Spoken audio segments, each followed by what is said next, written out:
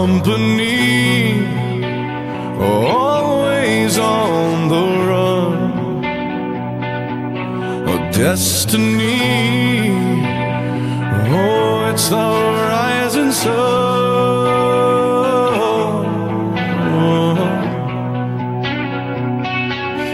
I was born, a shotgun in my hands, behind the gun, I'll make my final stand. Yeah, and that's why they call me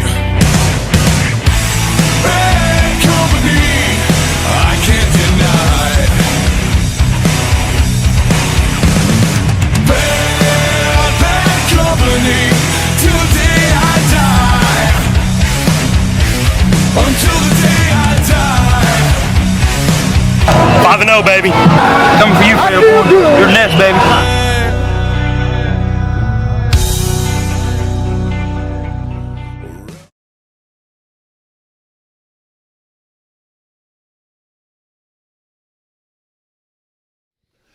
Good evening, ladies and gentlemen. Welcome to another edition of the Indian Nation Station pregame show. I'm AJ Ganger. With me, as always, Brian Gillespie. Brian, welcome back to another pregame show. Well, it's an exciting season. I mean, we're still undefeated and looking at a stretch run of a mixed bag here, but I think that it's going to be an exciting stretch run for the Piqua Indians for sure. It's going to be definitely a very exciting final 5 games. We come in tonight with a 5-0 record. We're just dominating everybody so far, just like we did last year, and it's been all business. As Fairborn will come into town tonight. It's also senior night tonight. We'll get into that here in just a few minutes. Let's take a look at the remaining schedule for our Piqua Indians tonight. We have Fairborn next week. We're at Greenville. On the 8th, we play Tip City here at home. That's going to be a huge game coming up. And then the 15th, we play Butler here at home to close out our home schedule. And then we go to Stebbins on the 22nd to play the Indians of Stebbins there. Reminder that all of our YouTube broadcasts this season will be delayed and will be shown immediately following the conclusion of the game on our YouTube channel and at 1 p.m. on Saturday afternoon on the Indian Nation Station Piqua Channel 5. Brian, this remaining schedule, it's doable to go 10-0. Very doable. This week, Fairborn having a really rough season without their head coach, who was suspended after the first game of his coaching career, actually, his head coaching career, that is. And then you have Greenville, mixed bag there. They can run the ball pretty well, but they're not exactly top of the line for this league. And then you have Tip City, obviously, with homecoming. All comes together that weekend. It's going to be a pretty huge weekend here at Piqua with a home game. Probably the league title on the line. Oh, yeah, for sure. I mean, if you're looking at everybody's schedule and where we're sitting here halfway down the schedule, that's about it when it comes to heavy challenges. Stebbins, a little difficult, but I think very manageable. I think the Tip City game will make or break the undefeated season. I agree with you there. And if the season were to end tomorrow, we are number 3 in our region. Remember, the top 16 teams get in. We're number 3. We would probably play the 14, which right now is Stebbins. So we get a rematch of Stebbins. You know, if you look at the standings, you've got 9, 10, and 14 are all MVL schools, as well as 16, Sydney, all in that area. So depending on how the points lay out, more than likely, percentage-wise, we're probably going to get a repeat of some MVL matchup, which I like our chances in any of those, at least in the first round. Yeah, even though it is kind of difficult sometimes to beat that team twice in 1 year. We've seen it in college and in the NFL as well. It's senior night tonight, Brian. Let's talk a little bit about a few of our seniors and how they've been impactful for Indians. What are some seniors that come to mind for you? Well, it's hard to think past Josiah Medley, and if you're going off the top of your head, I mean, he's got 12 touchdowns, 69 carries for 565 yards, second in the league with 141.3 yards per game, 8 yards per carry. I mean, you can't ask for much more from a senior running back like that. No, you can't. Offensive line-wise, defensive line-wise, Caleb Lyons, he's having one heck of a year as well. You got Zach Sale. I think Tate Adams is a senior too, isn't he? Yep. You know, Tate's having a great year. Landon Hare on the defensive side, he's having a monster year as well. Corey Miller had a monster game against Sydney. We'll talk about that here in just a few minutes, but all of our seniors are really stepping up, and we've got those underclass juniors who will be back next year. Brady, Bryson, all those guys are just stepping up as well. Well, we have such a great senior class that really sets the tone for the rest of the guys. Yeah. And with those guys that you just said, I mean, on both sides of the ball, a lot of those guys play both sides of the ball. Lyons, for instance, defensively, offensively, is a stalwart on both sides of the ball, and he sets the tone for the toughness and the intensity of that offense of line, very much so. And then Landon, he's all over the field making tackles. You've got a lot of seniors making impact, and that carries over and leads this team very well. Let's take a moment now to thank our sponsors of the Indian Nation Station for the 21-22 school year. Thanks to Kathy Henney, Elite ETC, Dick Lumpkins Auto Body, Morris Comfort Systems, Harmony Systems, Little Caesars, Edison State Community College, Employ Bridge, Dr. Littlejohn, and Crayex Corporation. Brian, we've got a couple big games on the schedule around the MVL for Week 6. 2 games are actually played tonight. As we always film the show on Thursday, we got 4-1 Tip City at home against 4-1 Xenia. We've got Troy at home, who's 2-3 against a 2-3 Sydney team. Tomorrow night, Butler 2-3 against Stebbins 3-2. Greenville 1-4, West Carrollton 0-5, and our Piqua Indians 5-0 against the 0-5 Fairborn Skyhawks. Tip and Xenia, I'm not really looking at that game after seeing Xenia play us. I think Tip City is probably a way better team than them at this point. I agree in a lot of ways, but you just never know because I feel like Piqua is the bar right now. Yeah. So every time we kind of think we have a challenge coming our way, that bar is way above what we thought the bar was. Mm-hmm. So Tip may not be as far ahead of Xenia as we think, but when we watch Piqua play Xenia, it definitely felt like they had some weaknesses. But again, that's going against probably what you would look at as the lead dog in this league. So, and you got a rivalry matchup on Fox 45 with Troy and Sydney on Thursday night. That's going to be a good game. I do think Troy is better than what they have shown, like what their record shows, but I still think it's going to be a pretty competitive game. It's always is. I would think so. Troy did compete for a while against Piqua. Now Sydney didn't do so bad either early in that game. Right. Now, 42-7 is kind of somewhat misleading.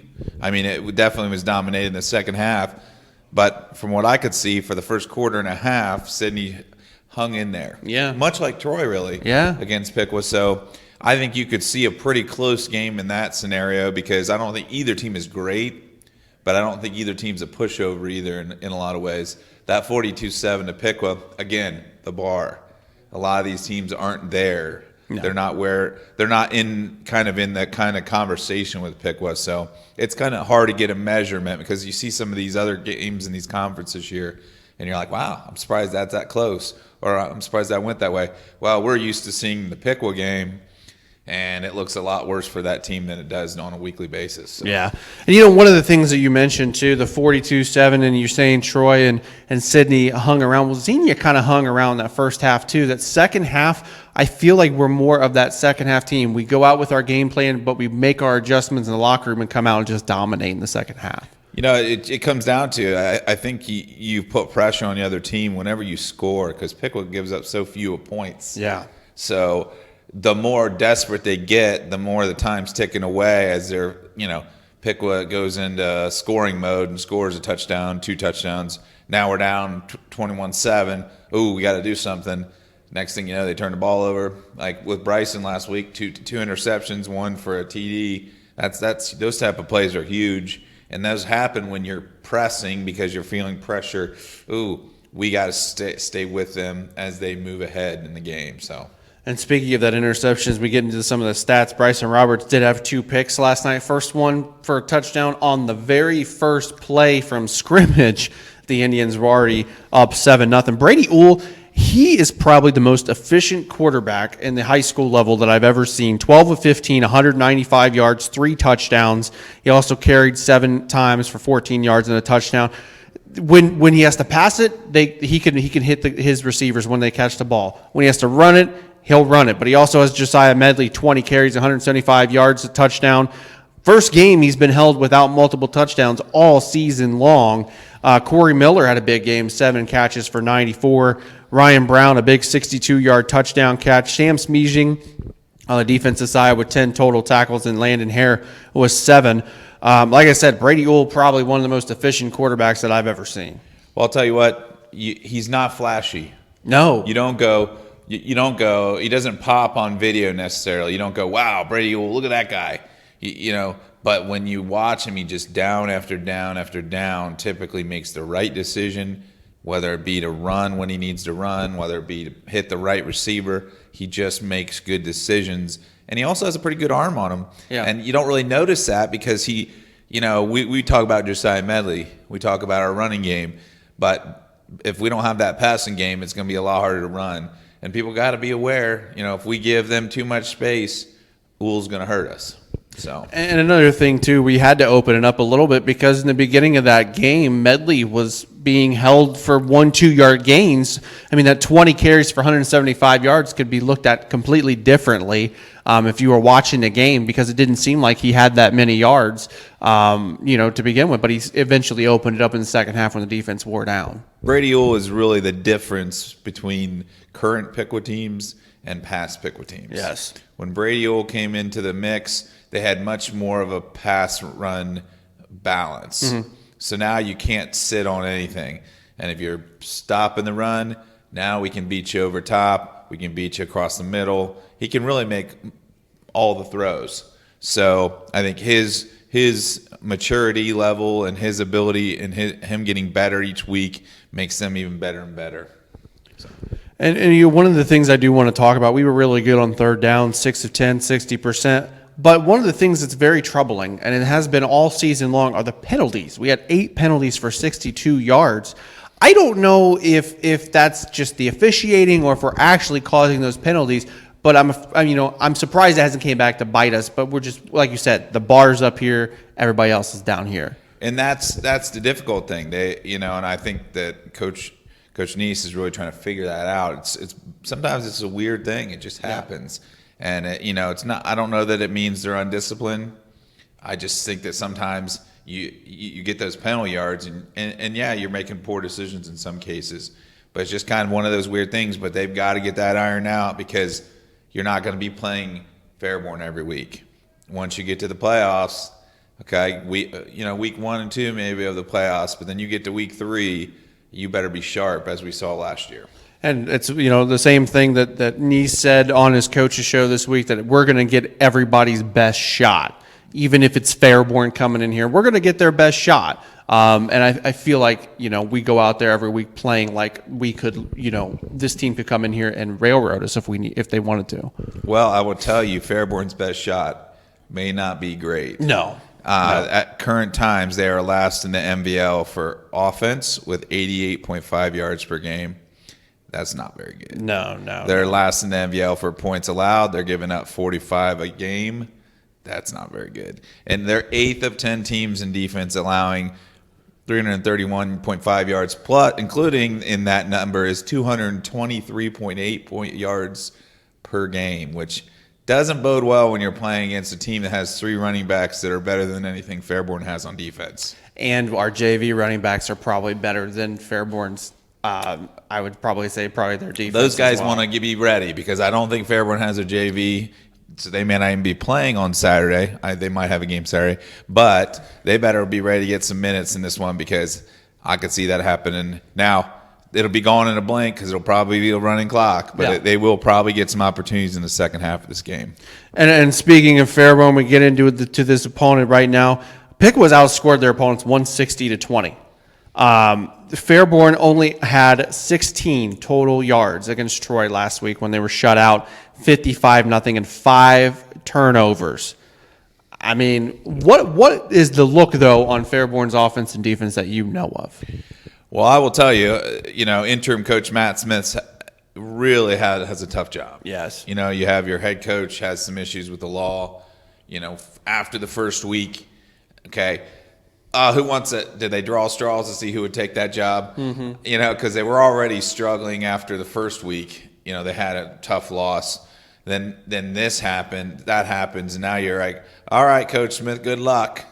Well, you know, he's not dealt a great hand. Right. Fairborn was good last year. They're very good. Yes. They lost a lot of talent. So they're really in a bad place in a lot of ways, including talent-wise.